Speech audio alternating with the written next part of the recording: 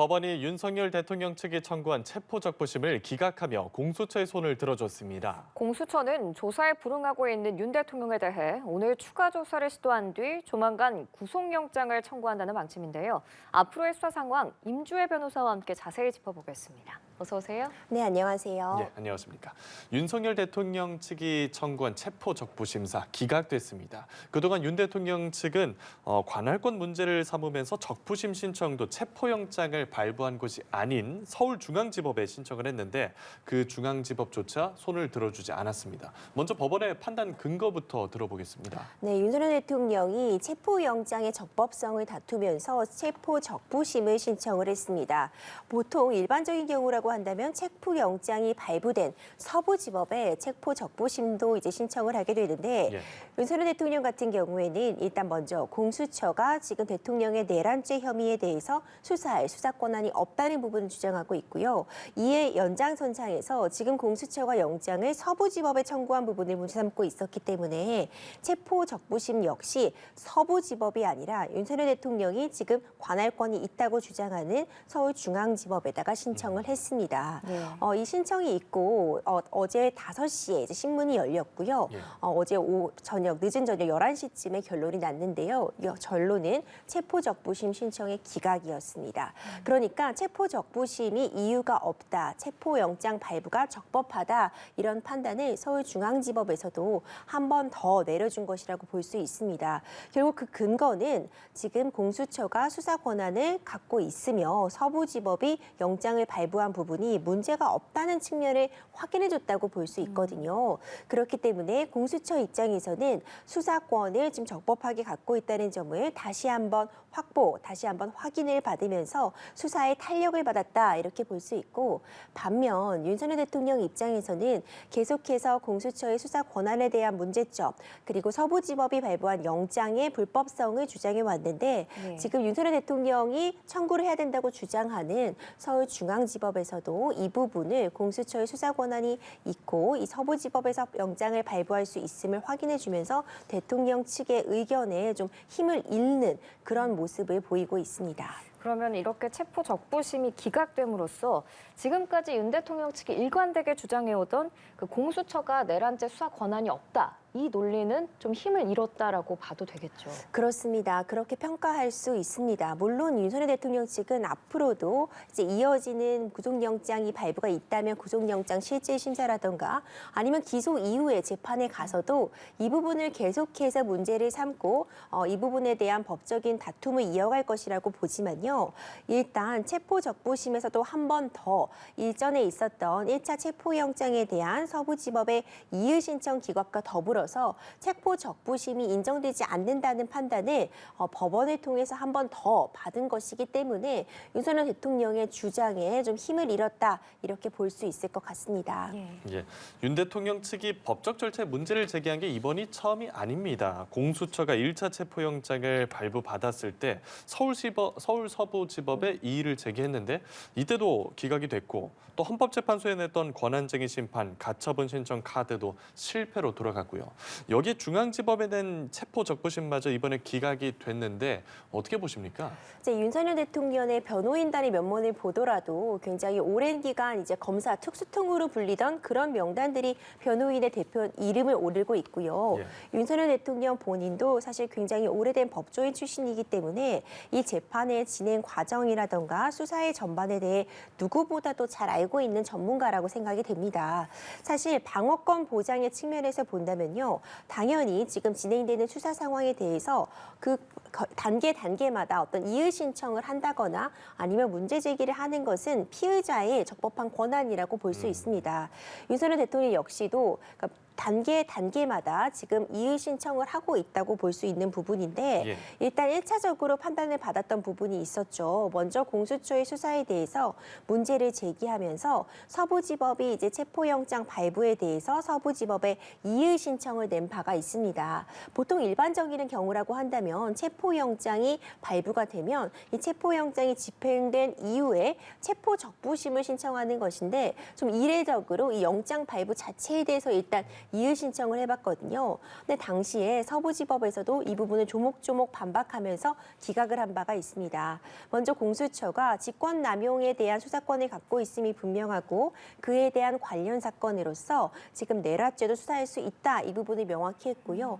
그리고 관할로서 서부지법이 영장을 발부할 수 있다. 이 부분도 확인을 해줬었거든요. 그러니까 이 부분 1차적으로 이의 신청에서 기각을 당하면서 윤석열 대통령이 주장했던 주장에 한번 힘을 잃었었고 그리고 그 이후에도 이렇게 공수처가 수사 권한이 없다는 점을 문제 삼으면서 헌법재판소에 권한쟁의도 냈고 지금 이 체포영장의 효력을 중지시켜달라는 가처분도 냈지만 사실상 다 제대로 판단이 이루어지지 못하거나 아니면 이유가 없다는 판단을 받았습니다. 네. 그리고 어제 체포적부심도 이번에는 윤석열 대통령이 관할권이 있다고 주장하고 있는 서울지법에다가 체포적부심을 신청을 했고 심리가 진행이 됐지만 이 부분도 이제 기각이 되면서 결국 공수처는 이제 구속영장 청구라는 카드를 꺼내들 때가 되었다 이런 판단을 하고 있을 것이라고 봅니다. 예, 이제 말씀해 주신 것처럼 공수처가 곧바로 구속영장 청구 순서로 넘어가게 될 텐데 체포 적부 심사가 진행되는 동안에는 그 체포 시한이 연장이 되잖아요. 앞서서 공수처에 따르면 체포 적부심 서류가 오늘 오전 12시 35분에 반환이 됐고 이에 따라서 윤 대통령의 체포 시한이 오늘 오후 9시 5분까지로 늘었습니다. 그러면은 오늘 오후 9시 5분 전까지 구속영장을 청구하면 되는 건가요? 그렇습니다. 이 체포영장이 집행이 된 시간이 15일 오전 10시 33분경이었습니다. 이 체포영장이 집행이 되면은요, 이제 수사기관은 48시간이라는 시간 안에 이 피의자를 석방을 하든지 아니면 구속영장을 청구해야 합니다. 네. 48시간 내에 구속영장이 청구가 되지 않으면 그대로 이제 풀어줘야 되는 그런 상황이라고 볼 수 있는데요. 그 가운데 체포적부심이 신청이 됐습니다. 체포적부심이 시작이 되면은 이제 수사를 하고 있던 수사기관을 작성하고 있었던 서류들을 이 체포적부심을 이제 판단하게 되는 법원에 넘겨주게 되는데 이 서류를 넘겨주게 되는 시점부터 그리고 이 판단이 내려지고 서류를 다시 돌려받는 시점까지 이 체포의 시한, 이 48시간이 잠시 중단이 되게 됩니다. 예. 앞서 말씀 주신 것처럼 어제 체포적부심에 대한 신청에 따라서 이 수사기관에서 법원으로 어제 오후 2시 반경에 서류가 넘어갔고 그리고 어제 이른 새벽이죠. 오늘 이른 새벽 12시 반쯤 서류를 다시 공수처에 돌려받았기 때문에 이 기간 동안은 지금 체포의 이 48시간이라는 기간이 멈춰졌고요. 원래대로라면 오늘 오전 10시 33분경까지 체포가 이제 종료가 되고 구속영장 발부든 석방이든 이루어져야 되는데 이 기간이 늘어나서 오늘 오후 늦은 밤이죠. 9시 정도까지 그 기한이 늘어났습니다. 그렇기 때문에 공수처에서는 적어도 오늘 이 저녁 9시까지는 구속영장을 청구를 해야 하는 그렇지 않으면 윤석열 대통령을 석방해야 하는 그런 상황이라고 볼 수 있습니다. 그러면 구속영장 청구하면 발부까지 시간은 얼마나 걸려요? 구속영장을 청구하게 되면 일단 구속영장 실질심사를 거치게 됩니다. 그렇기 때문에 아마도 구속영장 실질심사는 굉장히 중요한 상황이죠. 지금 구속 상태에서 앞으로 수사와 재판을 받을 것이냐 아니면 불구속 상태에서 내가 방어권을 행사를 할 수 있는 것이냐는 굉장히 중요한 문제이기 때문에 구속영장 실질심사에는 실제로 윤석열 대통령이 직접 모습을 드러내 출석할 가능성도 점쳐지고 있거든요.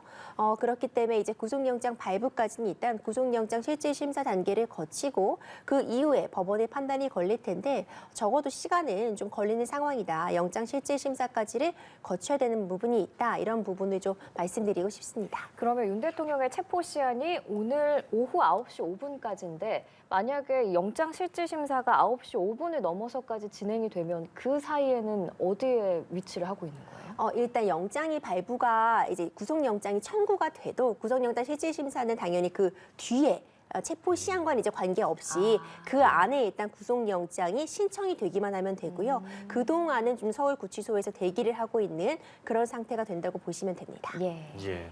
공수처 조사에도 속도가 붙게 됐습니다. 윤 대통령에게 오전 10시까지 나와서 조사에 임하라고 했는데 윤 대통령이 어제 조사에도 건강상 이유로 미뤄달라면서 첫 조사에서 충분히 입장을 얘기해서 더 이상 조사받을 게 없다는 입장을 밝혔습니다. 오늘 추가 조사에는 응할까요? 있을까요? 응할 가능성이 좀 낮다고 점쳐지고 있습니다. 윤석열 대통령이 어제도 일단 오전 조사의 경우에는 건강상의 이유로 출석하지 못하겠다고 의견을 밝혔었고요. 그렇다면 이제 오후 2시까지 출석해달라는 공수처의 요구가 있었지만 이 부분도 응하지 않았습니다. 이 수사에 응하지 않은 논리도 일관됐었는데요. 이미 전날 충분히 의견을 밝혔기 때문에 수사에 응할 필요가 없다고 본다, 이런 입장을 전하기도 했습니다. 하지만 이미 전해진 것처럼 체포 집행 직후, 그러니까 15일 조사에서 공수처에서 이제 오전, 오후 그리고 이제 저녁 시간까지 강도 높은 조사가 이루어졌지만 진술 거부권을 행사한 것으로 알려져 있습니다. 공수처에서 200쪽이 넘는 그런 질문지를 준비를 해두었지만 윤석열 대통령이 이 비상계엄 선포를 할 수밖에 없었던 그 이유, 본인이 생각하는 이 목적의 정당성 부분만 이야기를 하고 공수처에서 질의하는 부분에 대해서는 진술 거부권을 행사했다고 알려져 있거든요. 그렇기 때문에 일단 오늘 또 추가로 부른다고 해서 과연 어떤 유의미한 진술이 나올 것인가, 또 어차피 또 진술 거부권을 행사하지 않을까, 이런 측면도 있고요. 물론 지금 체포영장이 발부가 되어서 집행이 된 상황이기 때문에 윤석열 대통령을 공수처로 이제 데리고 와서 이 부분을 수사를 진행을 할 수는 있습니다. 하지만 지금 현직 대통령이라는 신분을 고려한다거나 할 때 물론 또 이 공수처에서 지금 서울구치소로 방문 조사도 있지만 또 수사를 진행할 필요성이 있는가, 이런 부분도 좀 얘기가 나오고 있고요. 윤석열 대통령 입장에서는 지금 체포영장, 체포적부심도 기각이 된 상황이기 때문에 출석하기보다는 그 이후의 단계, 오히려 구속영장 청구 가능성이 매우 높은 현 시점에서는 구속영장 실질심사에 대비하는 그런 모습을 보이지 않을까, 이런 의견도 점쳐지고 있습니다. 네, 물론 이게 피의자의 진술 거부권이 헌법상 보장된 권리이긴 한데 이렇게 계속해서 진술을 거부하게 되면 향후 재판에는 좀 어떤 영향을 미칠까요? 진술 거부권은 말씀하신 것처럼 피의자의 권리가 맞습니다. 방어권을 보장받는 측면에서 불리한 진술을 강요당하지 않을 권리가 있고 진술을 하지 않을 그런 권리를 갖고 있는 부분은 맞는데, 계속해서 이렇게 진술을 거부하는 모습, 그러니까 수사기관의 비협조적이다, 이런 모습을 보인다고 한다면 사실상 양형에 있어서 참작이 될 수밖에 없고 이것이 그 구속영장을 발부하는 그런 요건으로서 하나의 사유가 될 수 있거든요. 이미 첫날 공수처의 이 15일 조사에서 진술 거부권을 행사했고 그리고 조서의 열람과 날인도 거부했다는 그런 소식이 전해졌습니다. 조서의 열람과 날인을 거부하게 되면은 이것을 유죄의 증거로서 사용할 수 있는 증거 능력을 갖지는 못하는데 적어도 나중에 이후에 있을 상황에서 재판에 있어서 양형에 있어서 좀 참작이 될 요소는 분명히 있어 보이거든요. 지금 이 과정, 그러니까 수사에 협조적이지 못하다, 계속해서 이의 제기만 하고 진술을 하고 있지 않은 부분이 어떤 방식으로든 추후에 재판에 영향을 끼칠 수 있는 부분은 분명하다고 보입니다. 탄핵 심판에도 속도가 붙었거든요. 두 번째 변론기일도 예정대로 진행이 됐고 세 차례 변론기일을 추가로 날짜를 잡았고 윤 대통령 측이 강하게 반발하고 있는데도 헌재가 거의 받아들여주지 않고 있죠. 이유가 뭐라고 생각하십니까? 그렇습니다. 일단 어제 변론기일을 늦춰달라, 연기해달라, 지금 체포가 집행이 되어서 이 헌법재판에 출석하기 어려운 상황, 그리고 제대로 변호를 하기 어려운 상황이 발생했다, 이렇게 기일을 연기해달라고 톤지를 했지만 이도 헌법재판소에서 받아들여지지 않았습니다. 하지만 이 부분은 이미 변호인이 선임이 되어 있고 윤석열 대통령이 출석을 하지 않는다고 해도 이 변론을 진행하는데 무리는 없다, 이런 판단 하에 기일을 연기하는 것은 받아들여지지 않았다고 보고요. 그렇기 때문에 변론 기일이 정상적으로 열렸습니다. 양측이 굉장히 치열한 공방이 오랜 시간 동안 이루어졌는데요. 이 과정에서 일단 재판부에서는 추가로 3번의 변론 기일을 더 지정을 했습니다. 그럼 앞서 지정했던 5번에 더해져서 총 8번의 변론 기일이 정해졌고 이 중에 1차, 2차 변론 기일이 이미 진행된 상황, 앞으로 남아있는 변론 기일이 6번, 그 이후 또 추가로 물론 지정이 될 수 있겠지만요. 근데 이 부분과 관련해서 추가로 3번의 변론 기일을 잡으면서 오전 10시부터 변론을 시작해서 하루 종일, 그러니까 하루 내내, 지금은 오후 2시에 시작했잖아요. 10시부터, 오전부터 이제 하루 내내를 변론 기일으로 잡아서 진행하겠다, 이렇게 밝히니까 윤석열 대통령의 변호인단 측에서 강하게 반발을 했습니다. 너무 무리한 일정이다. 지금 일정이 굉장히 긴박하게 돌아가고 있고 방어권을 제대로 보장받고 있지 못하다, 이런 부분을 좀 다시 한번 이의를 제기를 했지만 재판부에서는 관련 법 규정에 따라 잡은 기일이고 지금 집중해서 심리할 필요성이 인정되기 때문에 이런 이의에 대해서는 받아들여지지 않고 변론 기일을 추가로 3회 더 지정하면서 헌법재판에도 지금 속도가 붙고 있는 모습입니다. 윤 대통령 측이 주장하는 부정선거 의혹 관련 증거들은 헌재가 채택을 했습니다. 계엄 당시 중앙선관위 CCTV 영상 일부와 윤 대통령 측이 사실조회 신청한 이 선관위의 중국 국적 사무원 명단 등인데요. 이 부분이 탄핵 심판의 변수가 될 수 있을까요? 그렇죠. 이제 증거를 당연히 채택을 했다는 것은 재판부에서도 들여다보겠다는 뜻이죠. 이것이 중요한 증거로서 지금 윤석열 대통령 측에서 이 비상계엄, 12.3 비상계엄을 선포할 수밖에 없었던 그 이유로서 지금 주장을 하고 있는 것이 어떤 선관위의 이 선거 관리의 어떤 허술함 그리고 이 선거 개입 의혹 이런 부분들을 조사하고자 하는데 제대로 조사가 이루어지지 못하는 그런 측면 그리고 이제 야당에서의 줄탄핵 이런 부분들을 문제 삼으면서 비상계엄을 선포할 수밖에 없는 그런 상황이었다 이런 점을 강조하고 있는 중요한 근거 중에 하나거든요. 그렇기 때문에 재판부에서는 그 선관위의 CCTV라던가 이런 부분들을 확인을 해보면서 부정선거론 지금 윤석열 대통령이 주장하고 있는 이 부정선거 부분이 조금이라도 의혹이 있는지 들여다보겠다 이런 입장을 피고 있어서 굉장히 중요한 자료가 될 것이라고 보고요. 그리고 국회나 의장 공간 CCTV에 대해서도 확보를 요청을 했습니다.